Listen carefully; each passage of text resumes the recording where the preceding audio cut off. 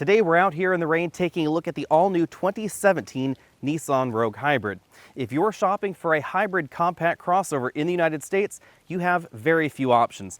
And if you want to spend under about $40,000, you really only have two, the Toyota RAV4 Hybrid and this Nissan Rogue Hybrid. Although we do expect to see the Kia Niro Hybrid available in the United States very soon, keep in mind that it's not going to be available with all-wheel drive. It will be front-wheel drive only. Narrowing things even further, if you're looking for the best fuel economy coupled with the most capable all-wheel drive system you can get, you have just one option, this Nissan Rogue Hybrid.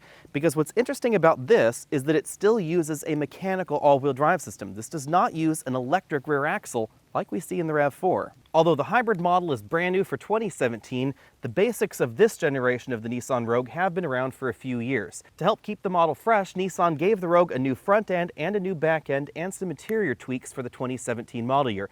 And those tweaks apply to not just the hybrid model, but also the regular gasoline-only Rogue. Perhaps the biggest change up front are these all-new LED headlamps. We have LED high beams and LED low beams and LED daytime running lamps in this more aggressive chevron pattern right here.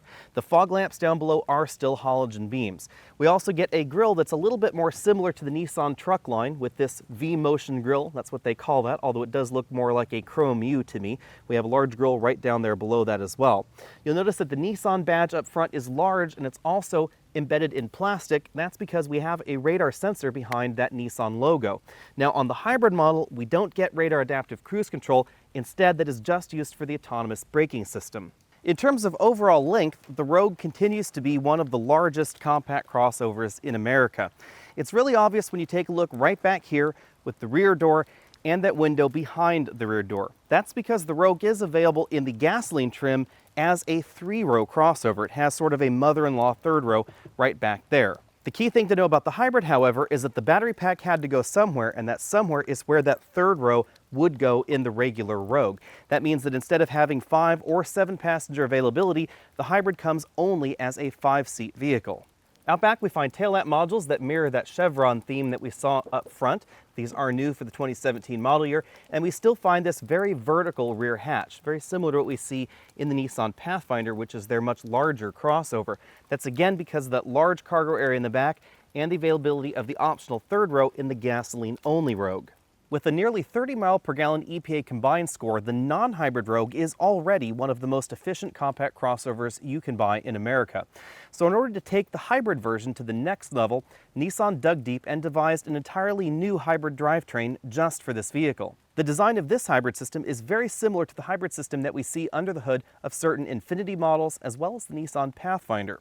At the heart of it over there on that side of the engine bay is a new 2-liter 4-cylinder engine. It produces 141 horsepower and 144 pound-feet of torque all by itself.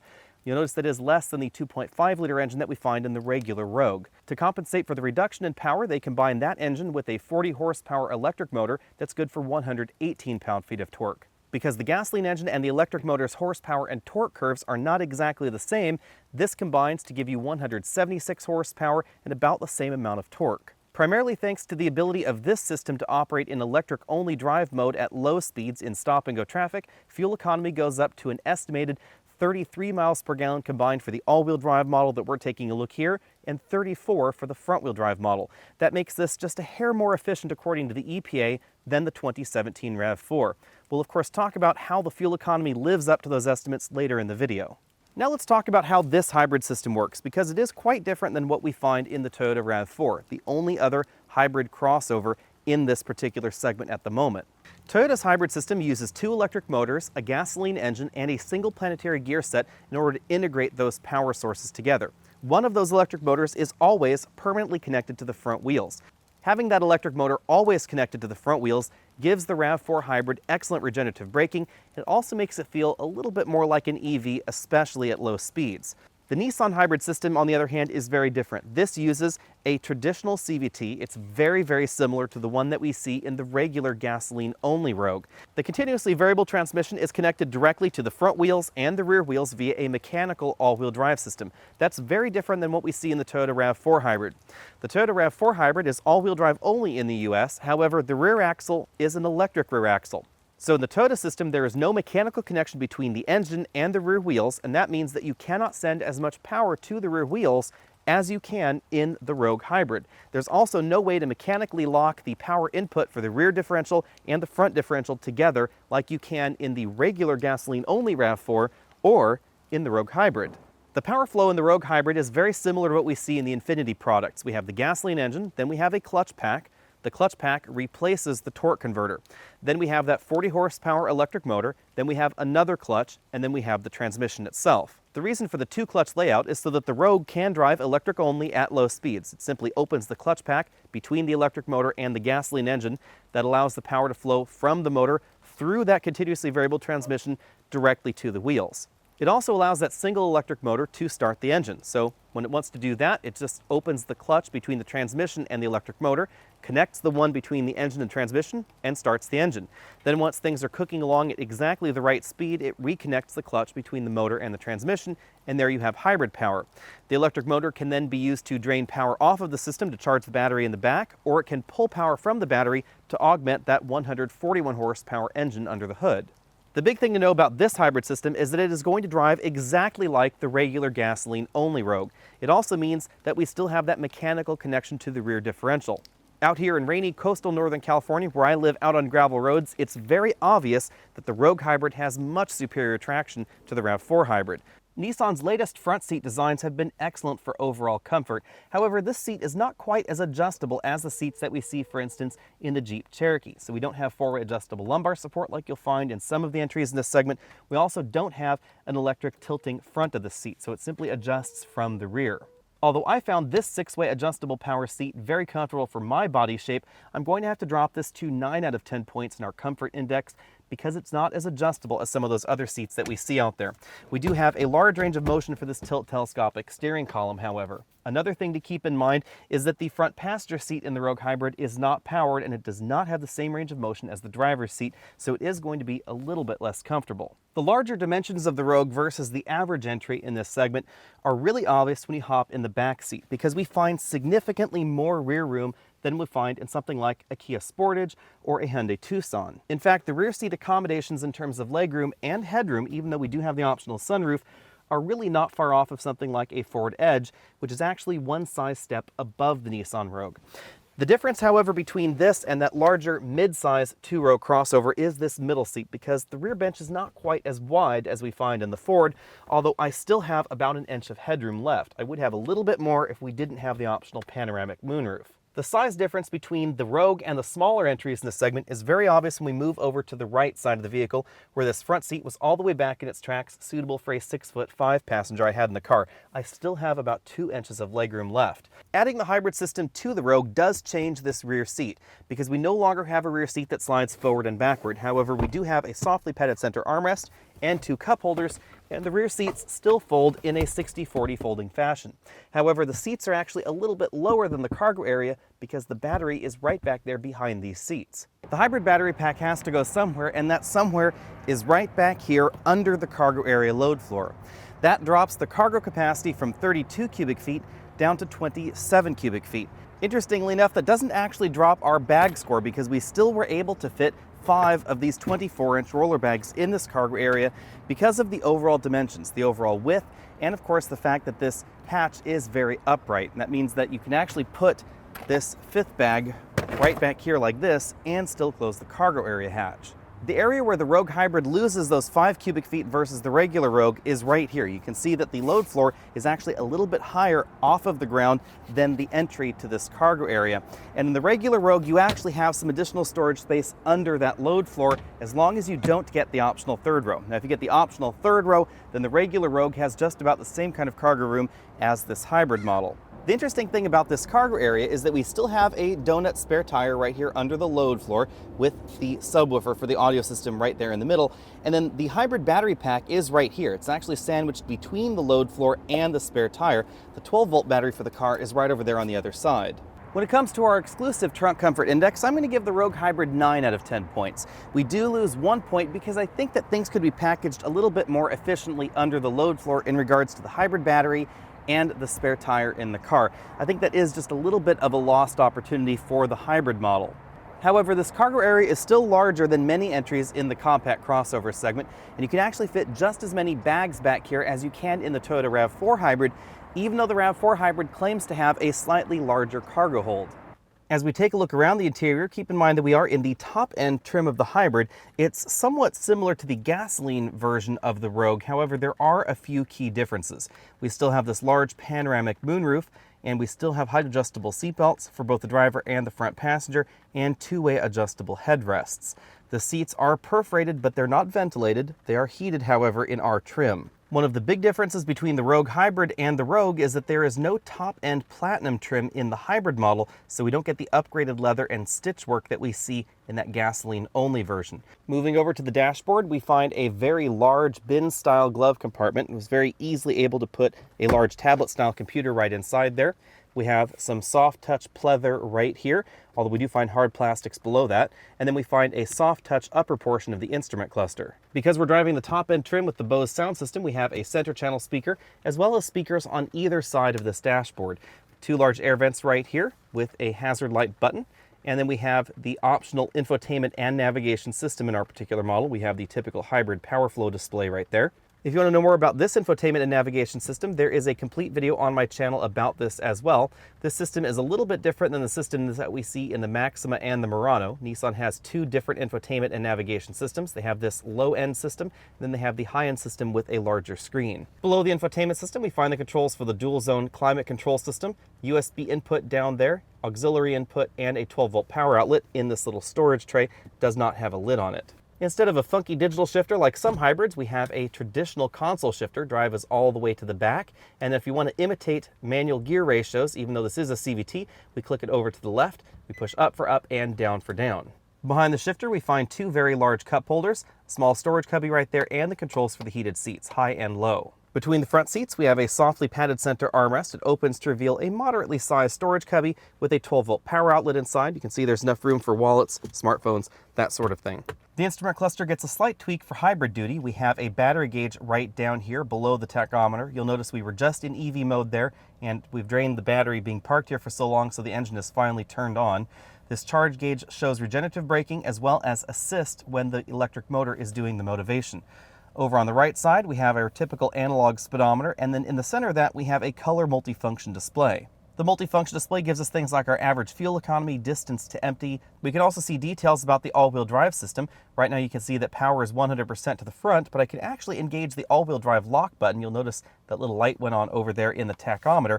And now if I put the car in drive and start moving along, you'll notice that power is actually being split 50-50 between the front and the rear axle. The Rogue gets Nissan's latest steering wheel design, which reminds me a great deal of some of Audi's steering wheels. We have a flat bottom right here. It makes it a little bit easier to get in and out of the car, and of course it gives the steering wheel a sportier appearance. We also have fairly aggressive sport grips right up top.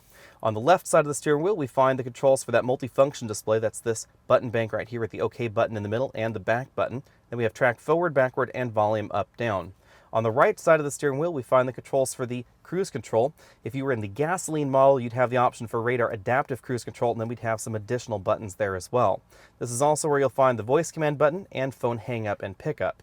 In inclement weather, the difference between this true mechanical all-wheel drive system in the Rogue Hybrid and the all-wheel drive axle that we see in the RAV4 Hybrid is very, very noticeable.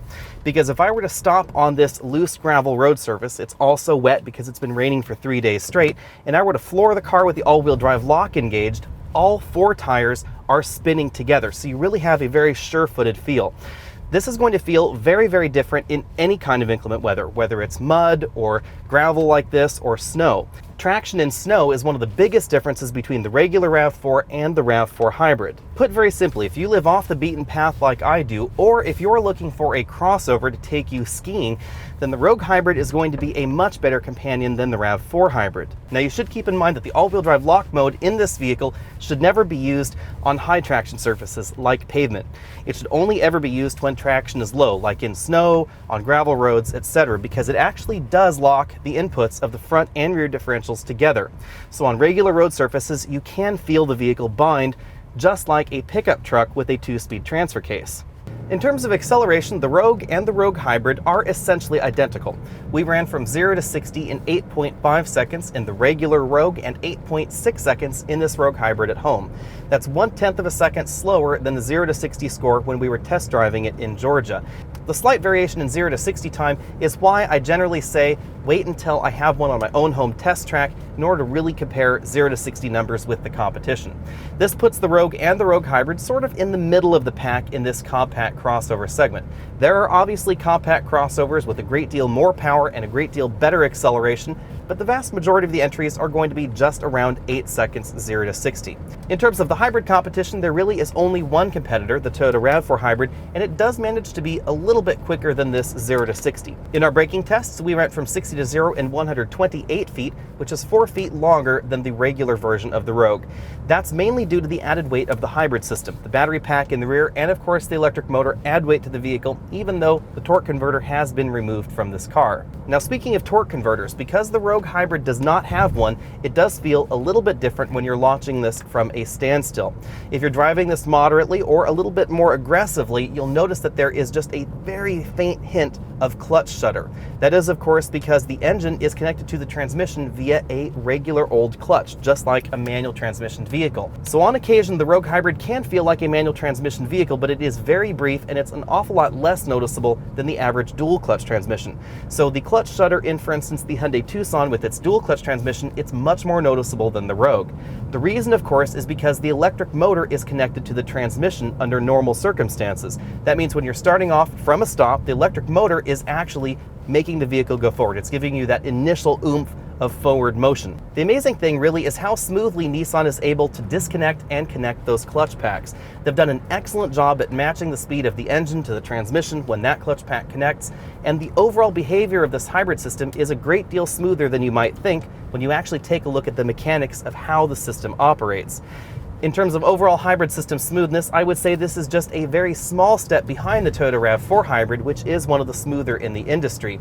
However, where this excels over the RAV4 Hybrid is in the braking feel, because regenerative braking is a little bit peculiar in all of Toyota's hybrid systems. When you go from a moderate braking application to a heavy braking application, there is this brief moment where it feels like no braking is actually happening. There's this brief moment where you think, not a lot's going on. And then all of a sudden the friction brakes join in, and that's not going on in the Rogue Hybrid. This has a very consistent feel whether you're moderately braking, heavy braking, or transitioning from one to the other. The non-hybrid version of the Nissan Rogue is known more for its interior accommodations, seat comfort, the amount of room that we have in the back, and a nice soft ride than overall handling ability, and that's relatively true for the Rogue Hybrid as well. This is not going to handle like a Mazda CX-5, it's not going to handle like a Hyundai Tucson either.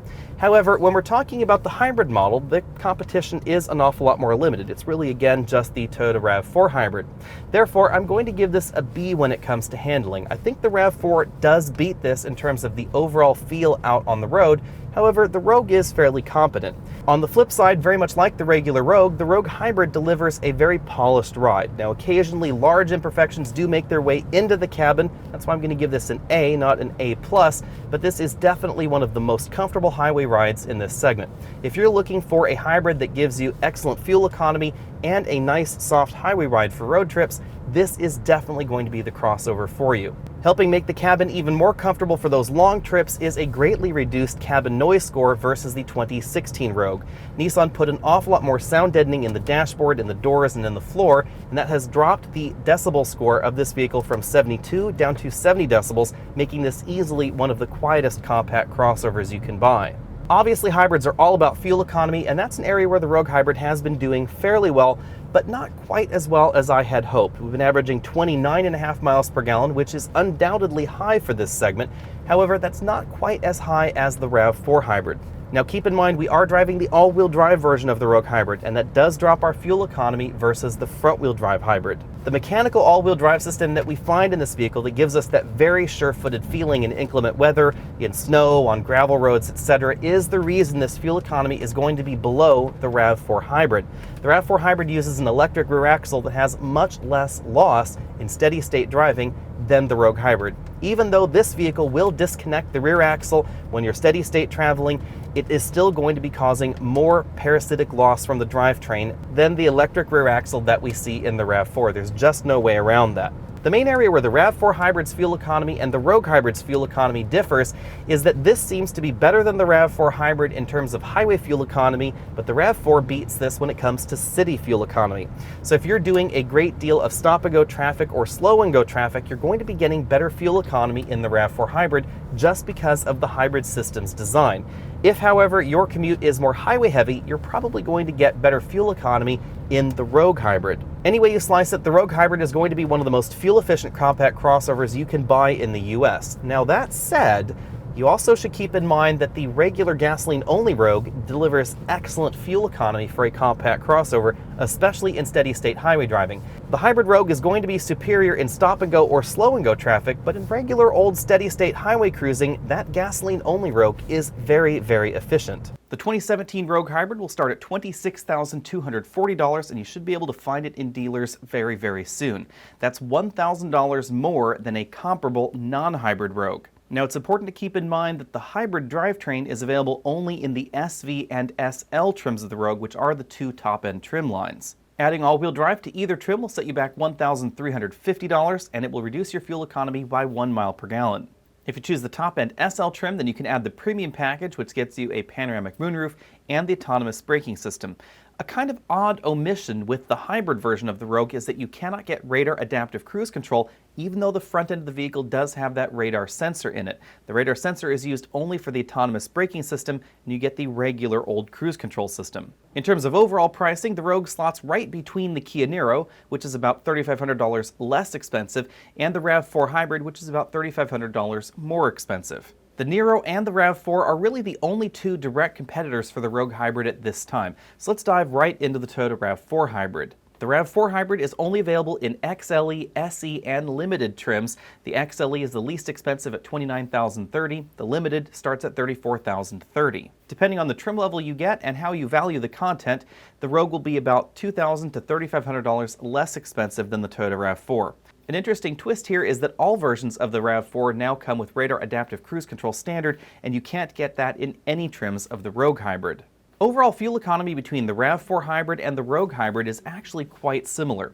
The Rogue is 1 mile per gallon better in the EPA combined score, but your driving cycle really will determine which is better for you. Because when you actually take a look at the detailed mile per gallon numbers, the highway and the city numbers are swapped. The Rogue Hybrid gets better highway numbers, and the RAV4 Hybrid gets better city numbers. Because of the hills that I drive up and over, many vehicles tend to be a little bit closer to the city mile per gallon number than the combined mile per gallon number, and that actually is true of the RAV4 Hybrid, and that's likely why we actually got slightly better fuel economy scores during our week with it than we did with the Rogue Hybrid. The big difference between the Rogue and the RAV4 is going to be the capability and the overall feel of the all-wheel drive system.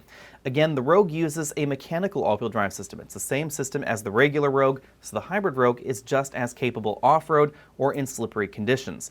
The Toyota RAV4, on the other hand, uses an electric rear axle, so it can't send as much power to the rear, and the way the power is sent to the rear feels very different than the regular RAV4. In addition to that, the Nissan Rogue has about 2 inches more ground clearance than we find in the RAV4, so it's going to be a little bit easier to take that vehicle off the beaten path than the Toyota. The Toyota fights back with a slightly larger cargo area, 35.6 cubic feet versus 26.7 that we find in the Nissan Rogue. However, when you actually take a look at the vehicles overall, you'll notice that the Rogue is actually bigger than the RAV4. The reason for that is we actually find more combined legroom in the Rogue, so the Rogue is definitely more comfortable if you put adults up front and adults in the back seat. Toyota has a well-deserved reputation for reliability, and that applies directly to the hybrid system in the RAV4 as well. Because we've seen these components around for a while. The rear axle is very much the same that is used in the Lexus NX Hybrid and the Lexus RX Hybrid, and the engine and transmission up front are very similar to what we see in the Toyota Camry Hybrid. The Nissan Rogue, on the other hand, uses a traditional CVT with the addition of those clutch packs and a traditional all-wheel drive system, so reliability is likely going to be just a little bit lower than the RAV4. Next up, we have the Kia Niro, which is the only other crossover vehicle in this category in the United States. Now, crossover is something of a loose term, of course, because the Kia Niro is only a front-wheel drive crossover. You cannot get an all-wheel drive version of the Niro. And that again is one of the big defining features of the Nissan Rogue Hybrid, the fact that the all-wheel drive system is just as capable as the non-hybrid Rogue. However, the Niro is still a valid entry in this segment because, of course, you can get the Nissan Rogue as a front-wheel drive vehicle and you can get the hybrid model as a front-wheel drive vehicle. The overall size of the Niro is noticeably smaller than the Nissan Rogue, and it's really obvious when you take a look at the cargo area, because the cargo area will hold just 19.4 cubic feet of things. That's notably smaller than the RAV4 or the Rogue. Aside from the overall size of the Niro, it's very obvious when you take a look at it that efficiency was very, very important to the Kia design team. If you get the base front-wheel drive version of the Niro, then you'll get 50 miles per gallon on the combined EPA cycle. That's a whopping 16 miles per gallon better than the most efficient version of the hybrid Rogue. That fuel economy bump will save the average driver about $400 in yearly average fuel expenses. However, you should keep in mind the Rogue is going to be significantly faster than the Kia Niro 0 to 60, because the Kia Niro's drivetrain was designed to compete with the Toyota Prius. It's significantly less powerful than we find in the Nissan Rogue. When you take a look at the Kia Niro lineup, it's a textbook example of how much weight and tire size affect the fuel economy figures, because going from the base Niro FE, which is the lightest and has the skinniest tires, on up to the Niro Touring, which is nearly 200 pounds heavier and has the widest tires, you lose about 7 miles per gallon. The top-end version of the Kia Niro handles fairly well, but we still have that same engine, so acceleration is not really improved over the base version of the Niro. You'll find a few more luxury-targeted features available in the Niro than you'll find in the Nissan Rogue. We have that 8-inch color touchscreen infotainment system with Apple CarPlay and Android Auto. We also get radar adaptive cruise control and ventilated front seats available in the top-end model. The Rogue and the Niro take the top 2 spots in this category for me. The Niro in its front-wheel drive form and the Rogue in its all-wheel drive form. The reason the Niro takes the top slot in the front-wheel drive category is because of its absolutely excellent fuel economy. We also have those additional luxury features on the inside, and it's very, very well priced. However, there is that one glaring omission, and that is the lack of an all-wheel drive system, and that's why if you're looking for an all-wheel drive crossover with excellent fuel economy, look no further than the Nissan Rogue. It's actually my favorite version of the Rogue, period, and the Rogue is one of my favorite compact crossovers. The Rogue is very practical, it's decent looking, we have some good features on the inside, it has a very good value proposition to it, we also have a large cargo area and very large back seats. And then building on that, we have even better fuel economy than the regular Nissan Rogue gives us, and it should save the average driver about $250 in fuel costs at $2.50 a gallon, about 15,000 miles a year. That means that the average Rogue driver should start saving money around year 4 and 60,000 miles. Of course, if gas prices go up, that would actually shrink. Although the RAV4 scores very well in this segment, it does come in third for me. The key reasons for me there are the value proposition. It is more expensive than a comparably equipped Nissan Rogue. The fact that you cannot get leather in it, you can only get their imitation Softex leather upholstery. And of course, we don't have a mechanical all-wheel drive system. And even though I don't live in an area of the country that gets a lot of snow or a lot of ice, you can tell the difference between a true mechanical all-wheel drive system and the electric all-wheel drive axle that we find in the RAV4. Thanks for supporting this channel. Again, I'm Alex Dykes, and this has been the 2017 Nissan Rogue Hybrid. Be sure and check out facebook.com/AlexandAutos and head over to patreon.com and support the Alex and Autos channel if you'd like to. I'll see you next week.